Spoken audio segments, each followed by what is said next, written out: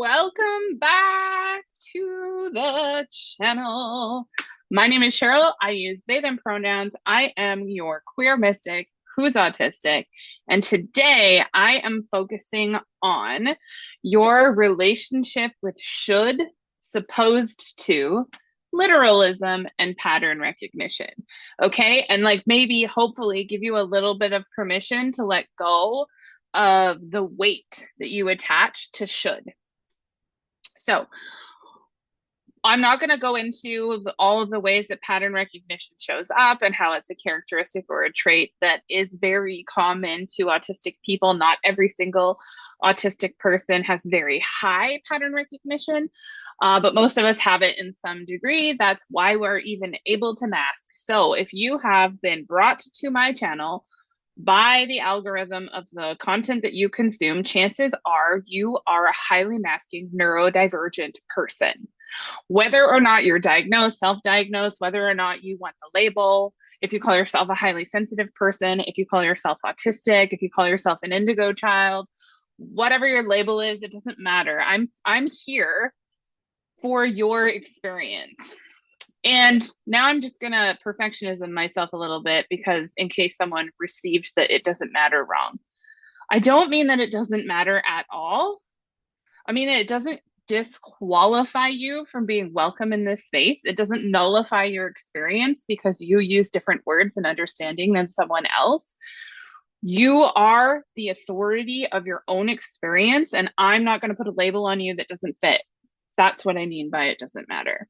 But if you see yourself in any of this content, it's okay if we don't share the same labels, the same terminology. You know what I'm saying?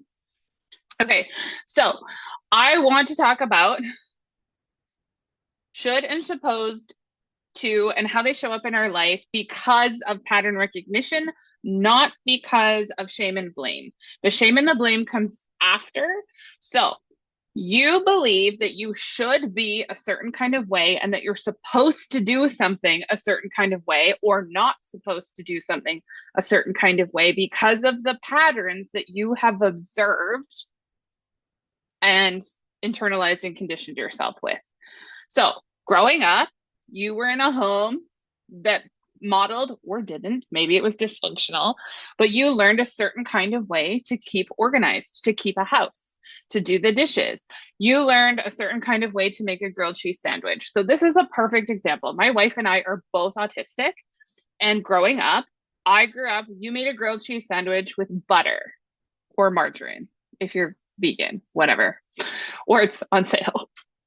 You made a grilled cheese sandwich with margarine or butter on the outside and cheese and whatever else you were putting in there on the inside. And you would cook it at like between 4 and 6 on the stove or at around medium so that it heated up. It would heat up at the exact right temperature so that by the time the cheese was fully melted in the middle, the bottom would be the exact right color of golden brown, and you flip it over and then you do the other side. We had a specific pan that was just for grilled cheese and it was perfect and it got the most beautiful color.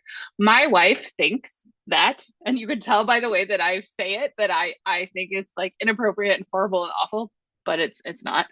Objectively, it's not, but emotionally it is. So she uses mayonnaise on the outside of the bread because that's how she was raised. And I was like, what? That's like eggs and vinegar and like all this other stuff. And she's like, yeah, but it tastes really good, right? And I'm like, yeah, but that's wrong. You're not supposed to do it that way. And I was like, oh, there's no supposed to here. There's only what you've learned, what you've been conditioned as to being accessible, as to being the way to do it. So not only does she use mayonnaise, she always puts way too much cheese in and then gets annoyed when the middle isn't melted because in her mind, more is more. More is always better. And then the number 3 thing is she's super duper impatient because her flavor of neurodivergent is ADHD and autism. So she gets really annoyed when she has to wait an emotional 20 minutes, 5 minutes in real time to make a sandwich perfect. Right? So usually what ends up happening when my beautiful wife, whom I love and am not dragging at all. This is just observations of two worldviews on how to make a grilled cheese sandwich. Um, I love her so much. She will burn one side of the sandwich and then overcompensate and under toast the other side of the sandwich, and the cheese will be halfway melted. And that's how she makes grilled cheese sandwiches. And I'm like, have you always made them this way? This is very interesting. And yes, she has, because we grew up in two very different households. So we learned two very different, the way that you make it is this way. Same when it comes to like eggs or chopping vegetables. My wife has like intense kitchen anxiety because she wasn't treated well in the kitchen, and everything that, like, every time you ask her to do something and she doesn't do it the way I think it should be done, the way I thought I communicated it to be done, it that goes through her filtration system comes out in a different way. And when I say, like, stop, what are you doing? She's like, oh my God, existential crisis. I'm doing it wrong. No, I'm just curious. Just curious. So we both believed this is how you're supposed to make a grilled cheese sandwich. And then we have a little joke each time one of us makes it that the other person is doing it wrong. Neither one of us is doing it wrong. We're just doing it the way we grew up and the way that's familiar and the way that feels good to us, right? The way that gets the job done. So that's one example. That's like a very, and I love using word pictures to describe this stuff, because as autistics, we are very emotionally attached to our own ways of knowing and our own patterns. So it can really help to think through something that we hold as an absolute truth, right? The literalism that we observed from the pattern. We make a literal truth. This is always the way it is because it's all I've ever seen have happen, right? And then we get to something in our life that doesn't fit the pattern, and we become suspicious, dysregulated, distrustful. If it's something that we did or we're experiencing that doesn't fit the pattern, we start to should ourselves. I should have done better. I should have known better. Why can't I just do this? Why is this so hard? Why doesn't this feel good? Every other time I've done it this way, it's worked. Why are people upset with me? Because human beings are not cookie cutters, and there actually isn't an absolute right or wrong way to be a human. There are infinite numbers of ways to solve a problem. For example, the movie Benny and June was really popular when I was growing up. It was on TV. It starred Johnny Depp before we knew he was a problem. You're welcome. And back to the grilled cheese, the way that the character that he played, and the person that he was like, I can't remember if they were related or if they were in love or what it was. It's like so far long ago. However, I want to tell you about how they make grilled cheese. So on an ironing board, they would use an iron to make the grilled cheese. And it worked for them. You can also use a sandwich maker. You can also get one from the store pre-made. You could have a panini press. You could stick it in a broiler, open face, and melt the cheese and put it together and have it dry as hell. I don't know why you want to, maybe because you're dipping it in soup. But there are infinite numbers of ways to solve any perceived problem.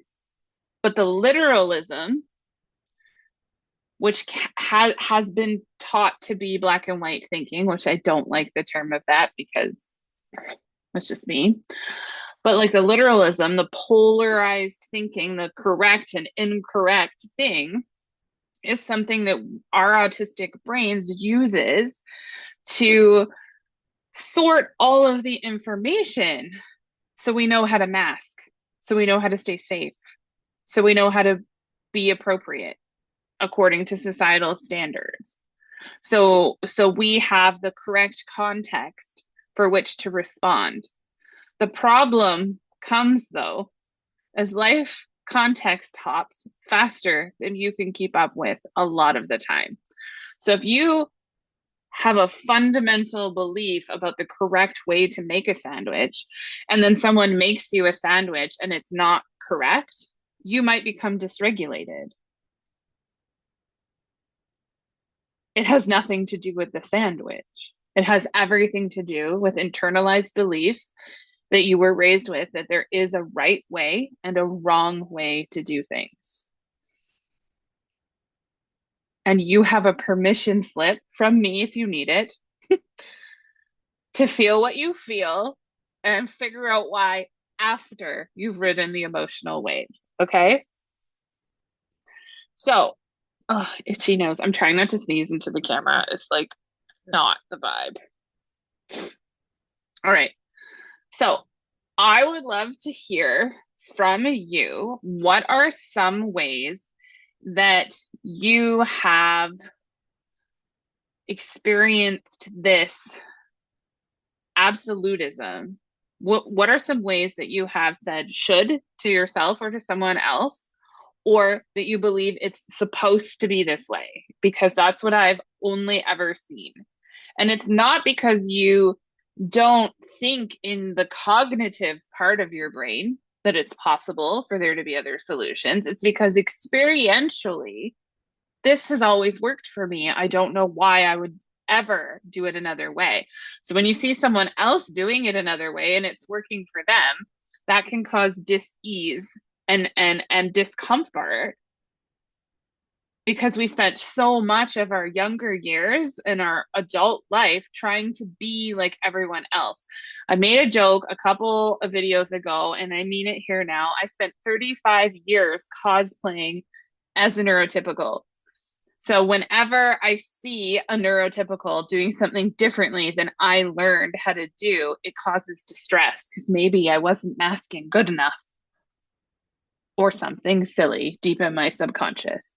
So permission to witness when you're like, ew, that's wrong. Permission to pause and ask yourself, is it incorrect or is it incorrect for me? And if it's only incorrect for you, can you allow someone else the autonomy that you crave and desire for yourself to figure it out? That is like the easiest way not to get dysregulated by someone else's idea of what should or should not be happening, being opposite from yours.